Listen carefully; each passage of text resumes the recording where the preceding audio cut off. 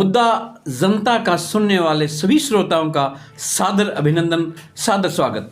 जी हाँ, local express द्वारा आयोजित कार्यक्रम मुद्दा जनता का केवल राजनीतिक नहीं, हम इसमें राजनीति की भी चर्चा करेंगे, लेकिन इसके साथ साथ हम इसमें सामाजिक चर्चाएं भी करेंगे, धार्मिक चर्चाएं भी करेंगे। आज इस कार्यक्रम के तहत हमारे बीच उपस्थित हैं देश के मशहूर कवि सुनील सबरंग जी। सुनील सबरंग जी का परिचय यदि मुझे दो ही लाइनों में देना हो तो मैं यही कहूँगा, जैसे अंबर में सूरज, सागर में मोती, जैसे सागर में उठती है कोई तरंग, और जैसे माथे पे तिलक बीच चावल के दाने, कुछ ऐसे हैं माननीय कविवर सुनील सबरंग, कुछ ऐसे हैं माननीय कवि सुनील सबरंग। मैं एक बात और कहूँगा, आपके आने का शायद कर रही थी इंतजार, आप आए तो चमन में झूम के आई बहार, आप आए तो चमन में झूम के आई बहार। सबरंग जी, लोकल एक्सप्रेस समाचार द्वारा आयोजित कार्यक्रम मुद्दा जनता के प्रथम एपिसोड में आपका हार्दिक स्वागत है। नमस्कार सभी दर्शकों को, लोकल एक्सप्रेस के सभी दर्शकों को नमस्कार। मैं सबसे पहले तो नरेंद्र रंगा जी और बिंदल जी को मैं बहुत बहुत शुभकामनाएं देना चाहूँगा, जो इन्होंने सामाजिक एक पहल की है, सामाजिक मुद्दों को देश के लोगों के सामने लेके आने के लिए, जो मुद्दों पे जो बातचीत के लिए, बातें रखने के लिए जो कार्यक्रम किया, इसके लिए बहुत बहुत शुभकामनाएं और इसकी सफलता की मैं कामनाएं करता हूं। धन्यवाद, बहुत बहुत धन्यवाद। आज हम मुद्दे की बात करें, जनता के मुद्दे की बात करें, तो सबसे पहला मुद्दा जनता का बनता है कोरोना का। जिस प्रकार से आप देख ही रहे हैं, कोरोना की समस्या पूरे भारत को ही नहीं पूरे विश्व को प्रभावित कर रही है। एक तरफ तो हमारी सरकार 500 का जुर्माना 2000 का कर रही है, और दूसरी तरफ हमारी सरकार सभी तरह के प्रतिबंध हटा रही है। आप इस पर क्या कहना चाहेंगे? बिंदल जी, मैं अपनी बात रखूंगा। मेरा विचार ये है कि सरकार की मजबूरियां हैं कि कोरोना को रोकना है, लेकिन लोगों की जो लापरवाही है, ये सारा जो फैल रहा है कोरोना, उसका कहीं ना कहीं कारण आम जनता है। जो लापरवाही लोगों ने की है, मास्क नहीं लगा रहे हैं, सोशल डिस्टेंसिंग का प्रयोग नहीं कर रहे हैं, सैनिटाइजेशन नहीं कर रहे हैं प्रॉपर, तो कहीं ना कहीं सरकार के अलावा जो आम जनता है वो भी इसकी जिम्मेदार है। और सरकार को कड़े प्रतिबंध लगाना, जुर्माना बढ़ाना कहीं ना कहीं उसकी मजबूरी है, क्योंकि जो इस्तेमाल नहीं कर रहे हैं तो किसी न किसी तरीके से तो उनको फोर्स करवाना पड़ेगा। दूसरी चीज़, सिनेमा हॉल्स या जो मॉल्स वगैरह खोलने का भी कहीं ना कहीं सरकार की एक मजबूरी है।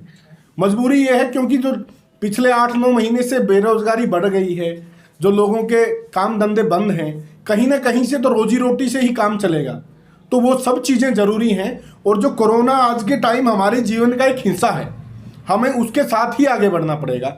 और जो चीज़ें सोशल डिस्टेंसिंग है, मास्क का प्रयोग है, सैनिटाइजेशन है, ये सारी चीज़ें हमें अपनी डेली दिनचर्या जो है उसमें कहीं ना कहीं इस्तेमाल करनी ही पड़ेगी। हमारे पास कोई चारा नहीं है जब तक कि कोई वैक्सीन इसकी जनरेट नहीं हो जाती। तो आपका कहने का तात्पर्य यही है कि जब तक नहीं ढिलाई, जब तक मतलब पूरा हमें इसका ध्यान रखना पड़ेगा कोरोना का। और दूसरी बात, एक और बात मैं सबरंग जी आपसे करना चाहूँगा। एक तरह से स्कूल और कॉलेज और इसके साथ साथ बच्चे भी वनवास में ही चले गए हैं, आप इस पर क्या कहना चाहेंगे? सर, कहीं ना कहीं अब जो शिक्षा व्यवस्था चल रही थी पहले, उसमें कहीं ना कहीं एक ब्रेक लग गया है। और ब्रेक लग गया है, उसके हमारे जो अभिभावक हैं उनके ऊपर आज के टाइम बहुत ज़्यादा बड़ी जिम्मेदारी है। स्कूल खुल नहीं रहे हैं क्योंकि बच्चों में फैलने के बहुत ज़्यादा चांसेस हैं मास गैदरिंग की वजह से।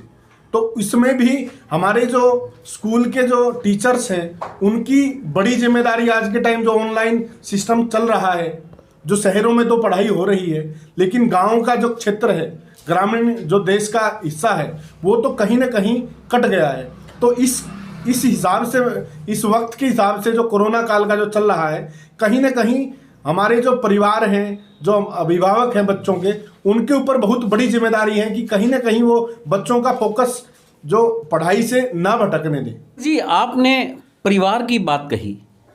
मैं तो समझता हूं परिवार टूट रहे हैं, समाज बिखर रहा है। फैमिली का मतलब केवल परिवार नहीं, वह फैमिली नहीं जहां पर प्यार नहीं। फैमिली के FAM से है फादर एंड मदर, आई मैं LV YU का श्रृंगार। और फैमिली का मतलब है जहां माँ बाप और बच्चे करते हो एक दूसरे से भी सच्चा प्यार, करते हो एक दूसरे से भी सच्चा प्यार। कहने का तात्पर्य सबरंग जी मेरा यही है कि जो फैमिलियां टूट रही है, परिवार बिखर रहे हैं, माँ बाप और बच्चों में भी अब वो प्यार नहीं रहा जो प्यार होना चाहिए। इसके बारे में समाज क्या कर सकता है, हम क्या कर सकते हैं, जरा इस पर भी प्रकाश डालें। बिंदल जी, आपकी बहुत अच्छी बात आपने कही, परिवार टूट रहे हैं। मेरी जो राय है इसमें, मेरा विचार ये है, जो पश्चिमी सभ्यता है उसका जो प्रभाव हमारे देश पे पड़ रहा है धीरे धीरे, जो कोई भी हमारी जो पारिवारिक साझा परिवार जो चलता था उससे जो अब इंडिविजुअल चलते हैं,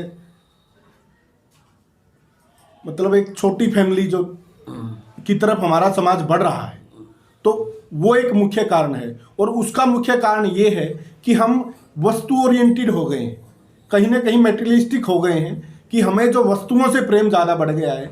आज के टाइम आप देखेंगे एक घर में 4 सदस्य हैं, चारों के पास अलग अलग मोबाइल फ़ोन है, 4 कोनों में लोग बैठे रहते हैं, तो एक ही घर में 4 लोगों में भी संवाद नहीं हो रहा है। ये कहीं ना कहीं जो मुझे लगता है जो टेक्नोलॉजी आई है उसका जो सबरंग जी, मैं आपको बीच में ही टोकना चाहूँगा, मैं क्षमा चाहूँगा आपसे। आपने मोबाइल की बात कही, क्या आपके कहने का यह तात्पर्य तो नहीं कि मोबाइल से परिवार बिगड़ रहे हैं, समाज टूट रहा है और देश बिखर रहा है? क्या आपके कहने का ये अर्थ तो नहीं? नहीं, मेरा अर्थ ये नहीं है सर। किसी भी चीज़ का जो हमारे पास कोई भी वस्तु आती है, नई टेक्नोलॉजी आती है, उसकी एक लिमिट होती है, वो अच्छे के लिए आती है। लेकिन किसी भी चीज़ का हम आवश्यकता से ज़्यादा अगर इस्तेमाल करेंगे तो उसकी वजह से वो जो नुकसान होगा, जो आपका जो कीमती टाइम जो पहले परिवार में बैठ के बात करते थे, डिस्कशन करते थे, किसी भी सामाजिक मुद्दे पे, किसी भी परिवार को बढ़ाने का, किसी भी तरह की जो डिस्कशंस परिवार में जो समस्याएं थी उनका जो सुझाव बड़ों के लिए जाते थे, वो कहीं ना कहीं जो मोबाइल पे इस्तेमाल जो टाइम बच्चे बड़े इस्तेमाल कर रहे हैं, जो एक एक्सेसिव जो बोलते हैं कि आवश्यकता से ज़्यादा, वो बढ़ गया है। मेरा बहुत अच्छी बात सबरंग जी ने कही, नरेंद्र जी हमारे बीच। इनके कहने का शायद यही तात्पर्य है कि कोई भी अच्छी चीज़ हो, चाहे वो कितनी भी अच्छी हो, लेकिन उसका कहीं ना कहीं ज़्यादा प्रयोग हम करेंगे तो नुकसानदायक है। बच्चे जो बिगड़ रहे हैं, समाज बिखर रहा है, इसका मोबाइल में आपके कहने का ये तात्पर्य है कि मोबाइल में इसका बहुत बड़ा हाथ है। नहीं, हाथ सर मोबाइल का एक हाथ है, मोबाइल या टेक्नोलॉजी का एक हाथ है, मैं उसको ब्लेम नहीं कर रहा, लेकिन कहीं ना कहीं एक रीजन है, मूल में जाएंगे आप। दूसरा, हमारा जो परिवार है, हमारा जो समाज है, पहले बड़ों के साथ रहता था, साझा परिवार होता था, लेकिन अब एकल परिवार हो रहा है। तो उसमें क्या है, हर व्यक्ति जो पश्चिमी सभ्यता में था कि इंडिविजुअल जो इंडिपेंडेंसी थी, वो कहीं ना कहीं आदमी चाह रहा है, कोई भी शख्स है वो चाह रहा है कि मैं एक अपनी लक्ष्य निर्धारित करूं, अपने लक्ष्य की तरफ बढ़ूं। और वो हर परिवार में 4 सदस्य हैं, चारों सदस्य अलग अलग डायरेक्शन में चलते हैं, और जो परिवार में माँ बाप हैं, बुजुर्ग हैं, कहीं ना कहीं वो अकेले पड़ जाते हैं। बहुत बड़ी बात एक और नरेंद्र जी इस बीच हमारी मुलाकात में सामने आई। घर में 4 सदस्य हैं और चारों की सोच अलग अलग है, तो कहीं ना कहीं ये भी परिवार को टूटने का एक कारण हो सकती है। सबरंग जी, एक बात मैं आपसे और इसी संदर्भ में करना चाहूँगा। बलात्कार की घटनाएं बहुत ज़्यादा बढ़ रही है दिन प्रतिदिन। कोई भी किसी भी दिन का हम अखबार, पुराना अखबार भी उठा कर देख लें तो 5, 7 या 10 खबरें उसमें बलात्कार की होती ही है। और आजकल तो इतनी कहने में भी मुझे शर्म महसूस हो रही है कि 5-5, 7-7, 10-10 साल की कन्याओं से, बहनों से, बेटियों से यौनाचार हो रहा है। आप इस पर क्या कहना चाहेंगे? बिंदल जी, मैं कहना चाहूँगा कि जो समाज में जो नैतिक पतन कहीं ना कहीं हो रहा है युवा पीढ़ी का, ये उसका कारण है। और दूसरा कारण ये है कि हमारी सरकार के पास कोई एक ठोस कानून नहीं है कि सजा का जो प्रावधान है, हमारी जो न्याय व्यवस्था है, कहीं ना कहीं वो भी इसकी दोषी है। एक भी दोषी को आप देखेंगे, पिछले दिनों निर्भया का एक इतना बड़ा देश में मुद्दा चला, उस इतने बड़े हाईलाइटेड इशू को भी कम से कम भी 7 से 8 साल उनको सजा देने में लग गए। उसके बाद भी अगर आज की भी मैं बात करूं, पीछे हाथरस में कांड हुआ, अभी पिछले दिनों फरीदाबाद में हुआ, और किसी भी तरह से हर समाज में डेली की कहीं ना कहीं घटनाएं हो रही हैं। इसका मूल कारण नैतिक पतन के साथ साथ कहीं ना कहीं किसी ठोस प्रावधान, सजा का प्रावधान न होना, और हमारी जो न्याय व्यवस्था में न्याय देने का जो कार्य करती है उसमें डिले का कहीं ना कहीं एक कारण मुझे नजर आता है। तो मैं सबरंग जी आपको एक इसी संदर्भ में अगर एक बात और ध्यान दिलाना चाहूँ, यूपी की ही एक घटना है और बलात्कार बेटी से हुआ, और बाप जब उसकी रिपोर्ट लिखवाने थाने गया तो थाने में पीट कर उसको मार दिया गया। आपको शायद ध्यान होगा। हाँ, ध्यान है मुझे, और ये तो डे टू डे की घटनाएं हैं सर। मैं बताऊंगा आपको कि कहीं भी जाएंगे आप, आपका पिछले दिनों जो घटना हुई थी जिसके बारे में आप बात कर रहे हो, वो 7 दिन बाद उसकी रिपोर्ट लिखी गई, 7-10 दिन के बाद उसको दिल्ली लाया गया, उसके बाद उसकी मृत्यु हो गई। कहीं ना कहीं ये जो हमारी जो पुलिस व्यवस्था है, वही न्याय व्यवस्था पे बात आ गई कि जो न्याय देने का हमारा जो काम है कहीं ना कहीं उसमें ढिलाई है, और जो जागरूकता है, जो जिम्मेदारी का एहसास जो पुलिस या कानून व्यवस्था है उसने अगर वो नहीं कर रही है तो कहीं ना कहीं ये घटनाएं बढ़ने का कारण है। सबरंग जी, आपके कहने का ये अर्थ हुआ कि देश में जागरूकता की बहुत कमी है। सबरंग जी, आपकी इस बात से मैं सहमत हूँ। हम बहुत बड़े बड़े जागरण करवा रहे हैं, लाखों करोड़ों और इससे भी ज़्यादा रुपए लगाकर, लेकिन समाज में जो हो रहा है, हमारे परिवार में जो हो रहा है, उसकी हमें कोई खबर ही नहीं। हमें चाहिए कि एक जागरण हम समाज के नाम भी करें, एक जागरण ऐसा भी हो जिसमें ये बातें भी हो कि जो परिवार बिखर रहे हैं, समाज टूट रहा है, बलात्कार की घटनाएं बढ़ रही है, उस पर भी जिक्र हो। हम किस तरफ जा रहे हैं, हमारा क्या उद्देश्य होना चाहिए, कुछ बातें इस पर भी हो। हम आपकी बातों से बहुत बहुत सहमत हैं। सबरंग जी, लोकल एक्सप्रेस द्वारा प्रायोजित पहले कार्यक्रम मुद्दा जनता के बीच में आप आए, आपका बहुत बहुत स्वागत। सबरंग जी, आप एक कवि हैं, और कवि ही नहीं, मैं तो कहूँगा देश के राष्ट्रीय कवियों में आपकी गिनती होती है। तो मैं चाहूँगा आप कविता के माध्यम से भी हमारे दर्शकों को क्या संदेश देना चाहेंगे या अपने मन की क्या बात करना चाहेंगे, अवश्य करें। बिंदल जी, मैं 2-3 मुद्दों पे हमारा जिक्र हुआ। एक सामाजिक मूल्यों की बात हुई, उससे जुड़ी हुई मैं 4 लाइनें कहूँगा। स्वागत है। कि संस्कार की जो बात थी, मैंने शब्दों में पिरोने की बात कही, वह दर्द समाज का कि नींव गहरी हो तो कच्चा घर भी अच्छा रहता है। नींव गहरी हो तो कच्चा घर भी अच्छा रहता है।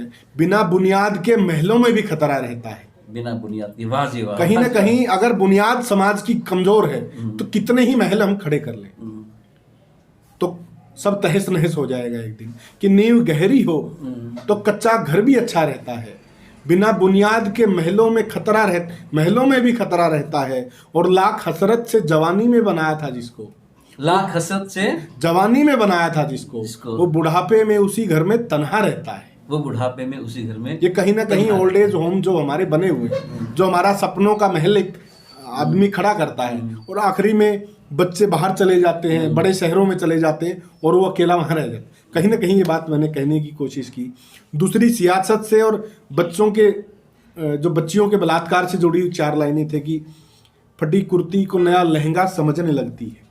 फटी कुर्ती को नया लहंगा समझने लगती है। सियासत जब झूठ को पर्दा समझने लगती है। और बड़े नाजों से पली होती है बेटियां जो घर पे, बड़े नाजों से पली होती है बेटियां जो घर पे, हवस उनको मांस का टुकड़ा समझना। अरे वाह सबरंग जी, आपने बेटियों पर सबरंग जी बहुत अच्छी पंक्ति कही।